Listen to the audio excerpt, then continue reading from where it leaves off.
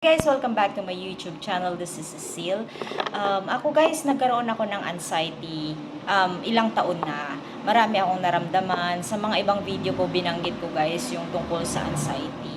Sa pagkakaroon ko guys ng anxiety, may mga ibang, pag meron akong, pag umaatake yung anxiety ko, meron akong nararamdaman na iba-ibang mga simptomas. Kagaya na lang ng pagkakaroon ko ng sakit ng ulo, pananakit ng ulo, minsan hindi ka makahinga pag nagkakaroon ka ng panic attack, hindi ka makahinga, tapos hindi ka mapalagay, hindi mo alam kung ano yung gagawin mo, minsan nanlalamig yung paa mo, yung mga kamay mo, minsan guys feeling ko meron akong sinat, yun yung nararamdaman ko sa tuwing umaatake yung anxiety ko. Dati guys, halos everyday na parang feeling ko may sinat ako. Pag titingnan ko parang mainit. Pero pag i-check ko sa temperature, wala naman.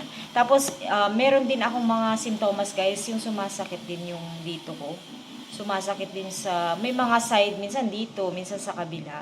Tapos yung dito, sa may part ng dito kasi natin, sa liig natin, tsaka sa balikat natin, usually sa mga may anxiety, nagkakaroon sila ng pananakit. Kaya yung iba guys, na mga may anxiety, karamihan sa kanila guys, nagpapamasahe sila para ma-relieve yung mga pain, yung mga muscle tension na tinatawag. Kasi dito guys, madalas sa akin dyan, pati minsan dito sa batok, minsan pati ulo guys, dito may mga part siya na parang may kinukuryente sa ulo, sa likod, tapos minsan pati sa batok. Minsan nga, chinecheck ko baka mataas yung blood pressure. Pero karamihan guys, pag nagkakaroon ka kasi ng anxiety, sumasakit kasi yung mga yun dito. Sa iba guys, karamihan, sumasakit yung mga batok, sumasakit yung dito sa may liig.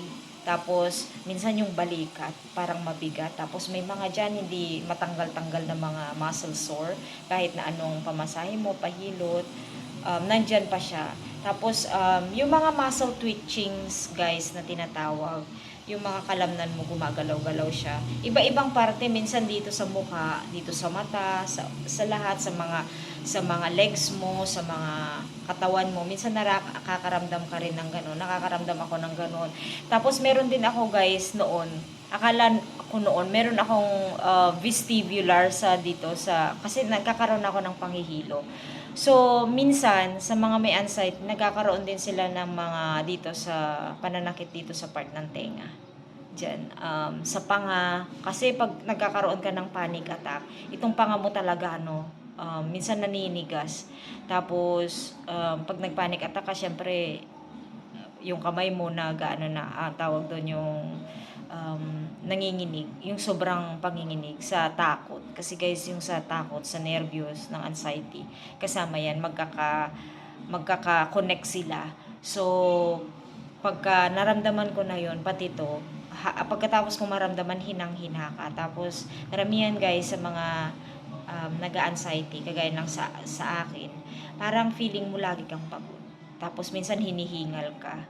Konting ano mo lang, galaw mo lang, mamaya hindi na normal yung katawan kasi nagkakaroon siya ng tension, nagkakaroon ng nervyos. So yung pakiramdam ng katawan natin parang hinang-hina siya. So sa lahat ng mga yung body system mo, pati nga stomach, sa tiyan, minsan sumasakit yung feeling mo meron kang diarrhea. Feeling ko may diarrhea ako or constipation kasi naapektuhan siya ng anxiety.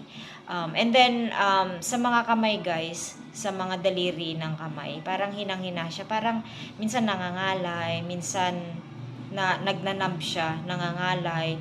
Minsan parang feeling mo parang masakit yung mga kamay ganon. Pero karamihan guys sa akin, hindi karamihan pagka umaatake talaga yung anxiety ko. Minsan continuous yung pananakit ng dito sa batok, sa liig. Yan yung pinaka main thing na nararamdaman ko kahit nung nagre-recover pa ako. Kasi pag natitense tayo or na-stress ganon, affected yan talaga. So, sa mga may anxiety talaga, karamihan yan nakakaramdam talaga sila. Tapos, pati yung mata, yung vision, minsan nahihilo ko. Dahil sa hilo, yung vision mo nanghihina. Tapos, minsan blurry yung paningin mo. Minsan, tapos ako guys, sensitive din ako sa ilaw, sa sunlight, ganyan pag sobrang liwanag. Kaya madalas guys, gumagamit ako ng sunglasses. Maski dito rin sa bahay, pagka sobrang liwanag. Minsan mahihilo na ako, ganon. Tapos, sa mga anxiety guys, na nakakaranas dyan, marami kayong mga iba-ibang na karamdaman na minsan umaatake siya. Pag minsan iba na naman yung mararamdaman mo. Yung iba guys, yung tuhod mo nanghihina siya talaga, walang lakas. Tapos maglalakad ka lang, feeling mo pagod ka na. Maglalakad ka sa labas. Dati guys, hindi ko maano yung maglakad sa labas kasi takot ako. Feeling ko may matutumba ako gano'n dati. Pero ngayon ako na ano ko siya guys, na ma-manage ko na siya. Pero still yung imbalance, yung tinatawag na yung balance meron pa rin ako yan pag minsan, lalo na paglalabas. Maraming tao, pumunta sa masisikip na lugar, pag maraming mga sasakyan, gano'n. Minsan nangangatog yung tuhod ko, gano'n. Marami guys, meron pang minsan yung talampakan ko, pag inaapak ko siya, feeling ko pag minsan, parang ano siya, yung hindi ko maramdaman. Dati guys, sobra talaga yung hindi ko maramdaman. Pero ngayon, na-manage ko na siya, nararamdaman ko na siya kung floor malamig, gano'n. Dati, wala guys, pati dati paglulunok ako dati, feeling ko pag kakain ako, matatrap yung pagkain ko dyan sa lalamunan ko kasi parang nanenervyos na ako pagkakain ako, lalo na pag lumunok ako ng yung tuloy-tuloy na lunok. Kaya dati guys, nangayayat ako. Sa mga may anxiety guys, it's either papayat kayo or tataba kayo. Sa akin noon guys, pumayat ako kasi parang pagkakain ako ng madami or yung appetite ko noon medyo humina yung appetite ko dati. Tapos dati pag kumakain ako ng marami, parang feeling ko parang hindi ako makahinga lalo, ganon. Natatrap yung pagkain dyan sa lalamunan ko. Ganon yung pakiramdam ko dati. Sa mga nakakaranas guys dyan ng anxiety, depression, or mga matinding nervyos, matinding takot, unti-unti rin guys yan na mawawala. Kailangan tulungan ninyo yung sarili ninyo para makarecover. At the same time guys, magpa-check up din kayo.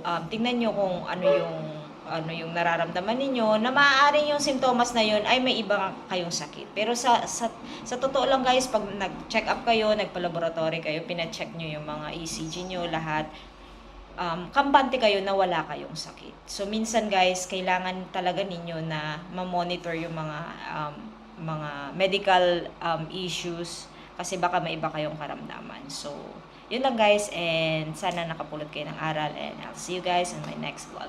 Bye!